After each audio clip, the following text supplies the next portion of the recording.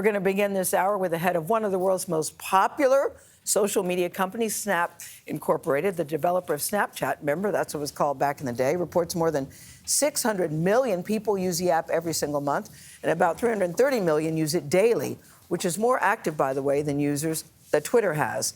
The company says it reaches more than 75% of 13 to 34-year-olds in over 20 countries. So if you've got kids of that age in your house, they know about this. And now Snap is betting its future on augmented reality. What is that?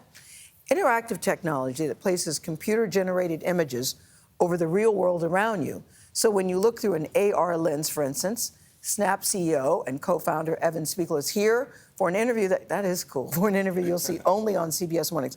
Good morning to you, Evan Spiegel. We are so glad to have you in the studio. Good morning. Thanks so much for having me. It was your first Nerd Prom. Before we get into you, what did you think? It was. We had a ton of fun. It was wild to see like 3,000 people packed in there, though. I haven't seen that in a long time. Yes, in a long time. So here's the big thing. Everybody's talking about metaverse, virtual reality, and you're saying, yeah, that may be good, but let me tell you about augmented reality. What do you mean by that?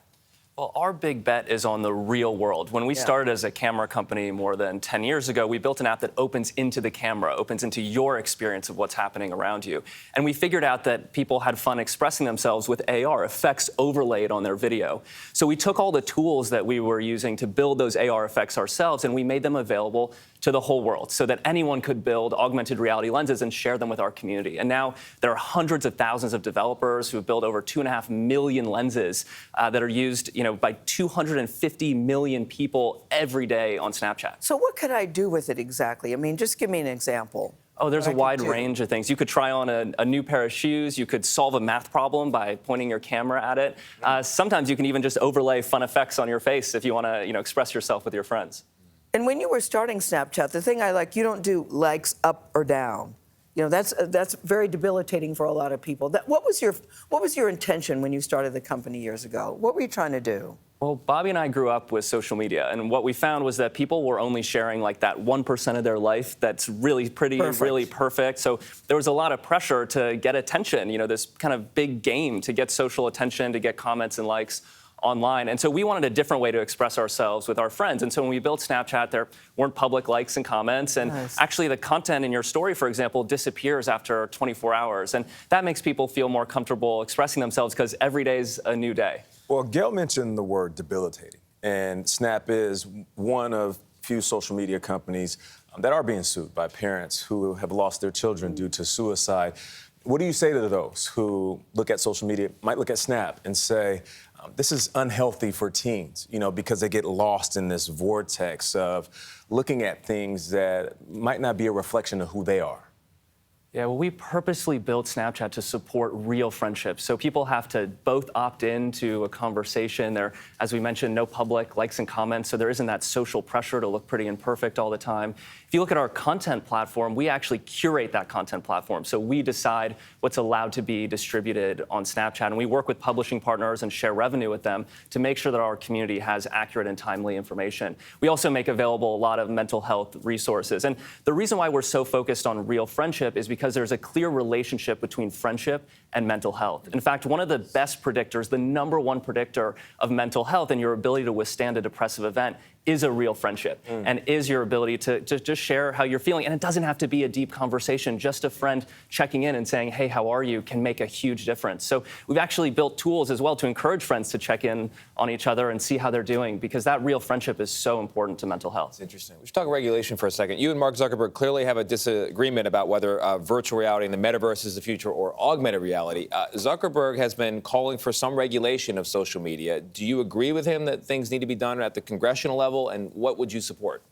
We definitely support thoughtful regulation, but I think the really challenging thing in the technology industry is that technology moves so quickly that regulation is not a substitute for moral responsibility. I think businesses need to take responsibility for the products that they offer, especially when they reach so many people. We reach over 600 million people, and so we need to be really thoughtful and deliberate building our products and making sure that they have a positive impact in the world. So I think thoughtful regulation is important, and there's certainly a lot of progress there. Europe's been moving, very quickly here, and I think the United States will follow, but it's just not a substitute for taking responsibility. Can I just say you guys are always looking for something new, always looking for something innovative, and just last week, you released something called Pixie that I thought was cool.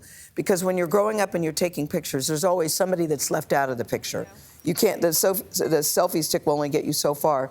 So this Pixie thing follows you around, right? There's tape of it there, Evan. Oh, it's a follows you little drone around. thing. It's a little drone that takes pictures while you're walking or whatever you're doing. Oh, wow. True? You're like, Evan, explain how it you're in works. like your own little music video. Yeah. It's Explain pretty how it cool. works. We actually here it is. Okay. It fits in the palm of your Just hand. pulled that out of your pocket. He comes Hey, prepared. salesman, you know? So go ahead. Takes off and lands in the palm of your hand. You just select a flight mode so it can follow you around or orbit you and make videos. And it is a great way to get all your family in the same shot. And so we've had a ton of fun playing with it with our kids, chasing it around the backyard. And I think the great thing is that it's so lightweight and portable. You can just pull it out of your pocket and fly. My mind is blown right now. I know. What's on your No, bucket it's list of incredible. stuff you want to do? Oh my gosh, just more time with our kids, I think. They're 2, 3, and 11, so that time just flies. Yeah, sure. We were talking during the commercial break. I have a household full of Snap users from 18 Including all the way you. down Thank to you so 12, much. of course. But we were talking about certain features that parents might not be aware of, where you can keep a close eye on your children, not just with what they're seeing, what they could be talking about, but also where they are to the exact location. Talk about those features. Yeah, we have a tool called the Snap Map where people can opt into sharing their location with friends or parents. We actually find parents think it's really helpful for carpool because you can see, if your friend's family has really left the house to come pick up your child. So I think the Almost Snap, there. Yeah. Like you are. So that's been a lot of fun. And of course, not only can you see what your friends are up to, you can actually tap in and see videos all around the world. So it's a really cool way to learn about what's happening, in the world around you. Do you have any thoughts on Elon Musk's possible purchase of Twitter? Well, he's certainly a very passionate super user of Twitter, so I'm sure he's got a lot of great ideas. Did he offer to buy Snap before he went Well, I to was Twitter? going to say, more daily active users.